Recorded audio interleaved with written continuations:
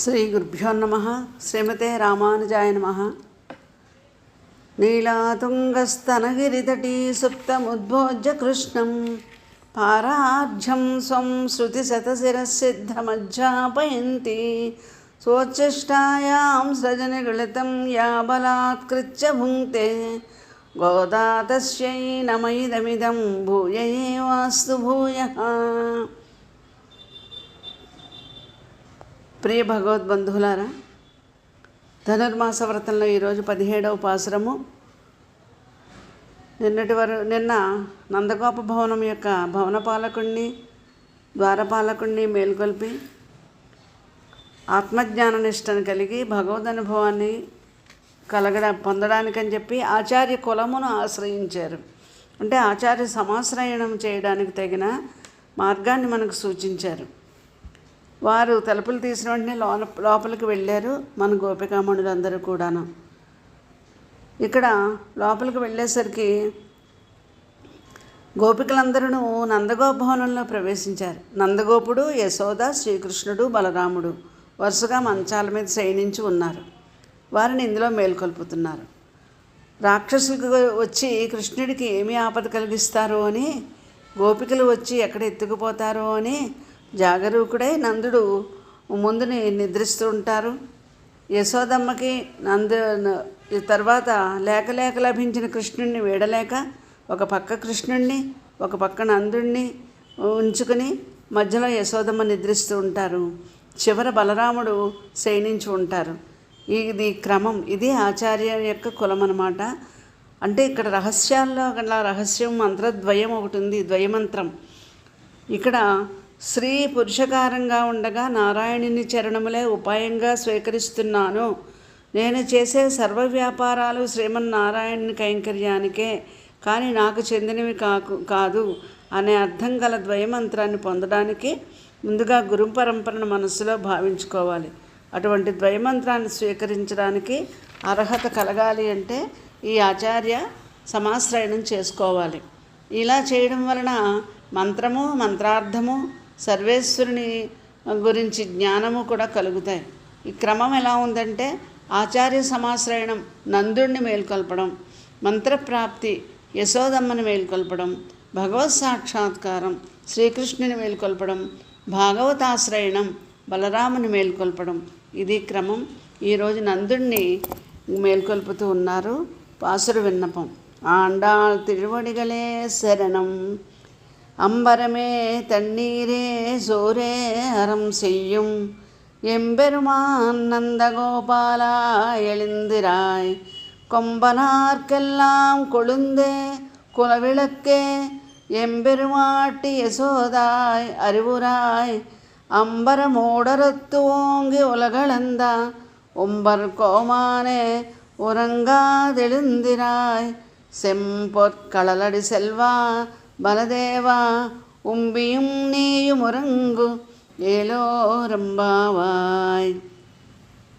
నందగోపాలుడు ఎటువంటి వారంటే వస్త్రములు కావలసిన వారికి వస్త్రములు, మంచినీరు కావలసిన వారికి మంచినీరు, అన్నము కావలసిన వారికి అన్నము, ఫలాభిసంధి లేక అంటే ప్రతిఫలం ఆశించకుండా ధర్మబుద్ధితో చేస్తారట. అటువంటి చేసేటువంటి నందగోపాల మా స్వామి మేల్కొనుము. యశోదమ్మ ఎటువంటి వారంటే ప్రబ్బల చెట్ల వలె సుకుమారములైన శరీరము గల స్త్రీలలో చిగురు వంటిదానా ఓ యశోదమ్మ, మా వంశమునకు మంగళదీపము వంటిదానా మా స్వామిని యశోద మేల్కొనుము. ఆకాశ మధ్య భాగమును చీల్చుకొని పెరిగి లోకములనన్నిటినీ కొలిచిన త్రివిక్రమ, నిత్య సూర్యులకు నాయకుడా నిద్రింపరాదు మేల్కొనుము. స్వచ్ఛమైన ఎర్రని బంగారముతో చేయబడిన కడియము కాళ్ళని దాల్చిన బలరామ, నీవును నీ తమ్ముడును మేల్కొనవలను అని గోపికలు ప్రార్థించారు.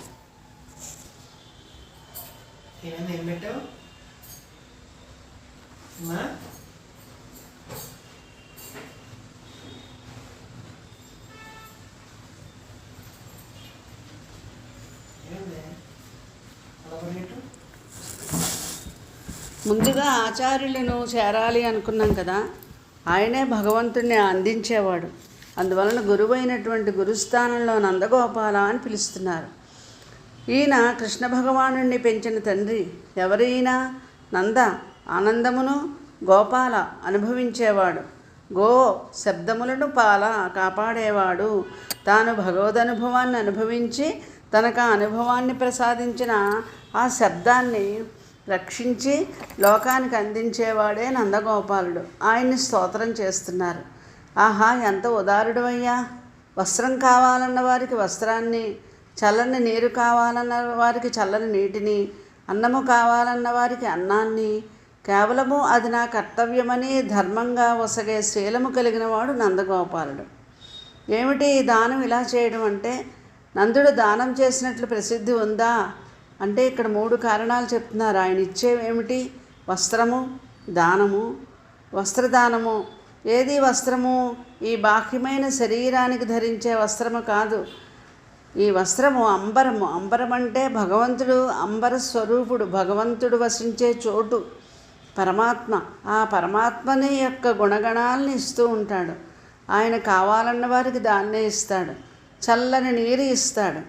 ఏమిటి చల్లని నీరు అంటే, మన లోపల సంతతము భగవంతుడే కదా మనకి ధారకము పోషకమును.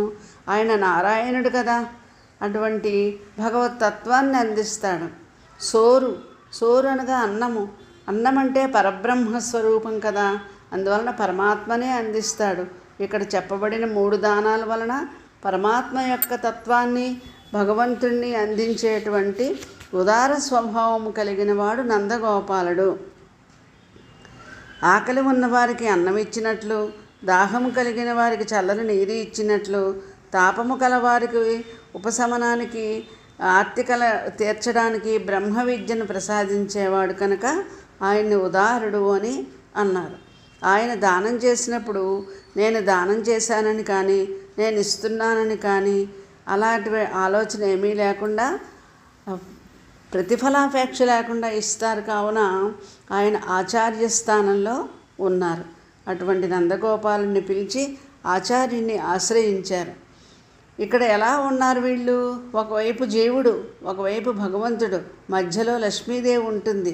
లక్ష్మీదేవి పురుషకార స్వరూపిణి, భగవంతుడి దగ్గరికి మనల్ని తీసుకుని వెళ్ళేది అమ్మవారు.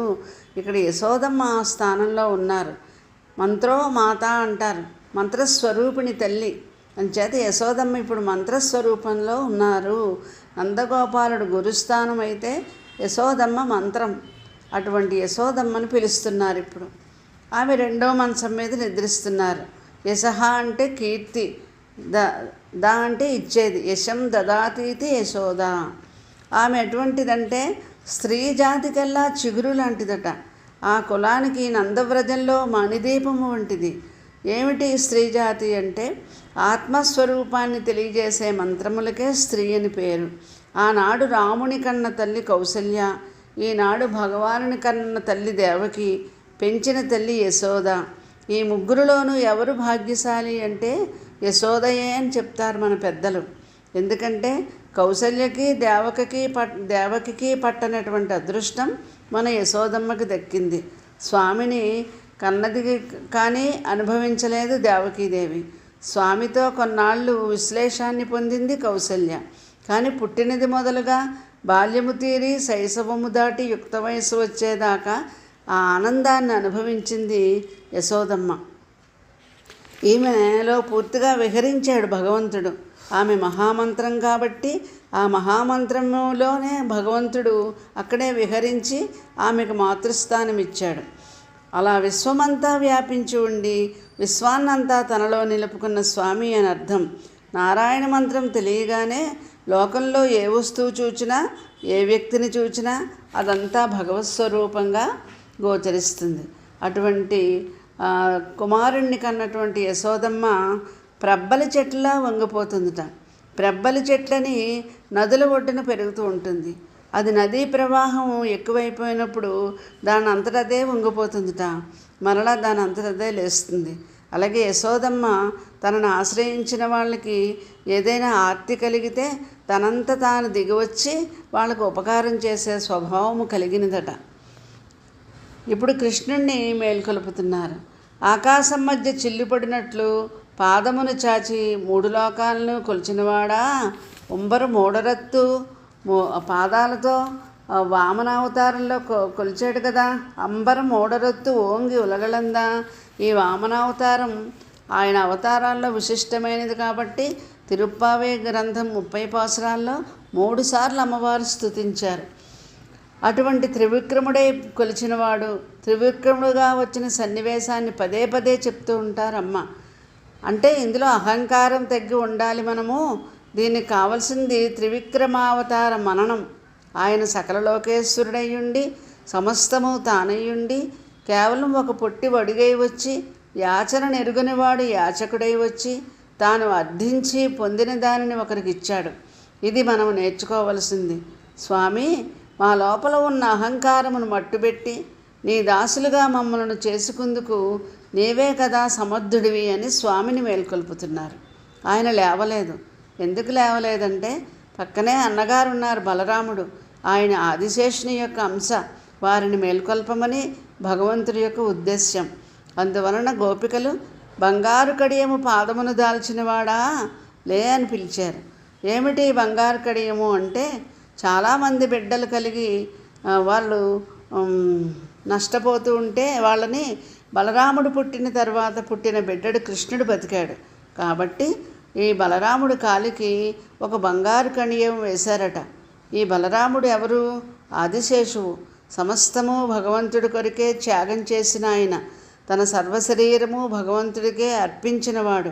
అటువంటి వాడు బలరాముడు కనుక ఆయనను లేపి, స్వామి నీవు కూడా ఒకసారి వచ్చి మీ తమ్ముడిని కూడా లేపమని చెప్పి ఆండాళ్ళ తల్లి ఈరోజు నందగోప భవనంలో ప్రవేశించి ఆచార్య సమాశ్రయణాన్ని భగవంతుడిని అర్థించారు మేల్కొని రమ్మని. స్వస్తి. స్వోచ్చిష్టమాలికాబంధ నందబంధురజిష్ణవే విష్ణుచిత్తతనూజాయై గోదాయై నిత్యమంగళం.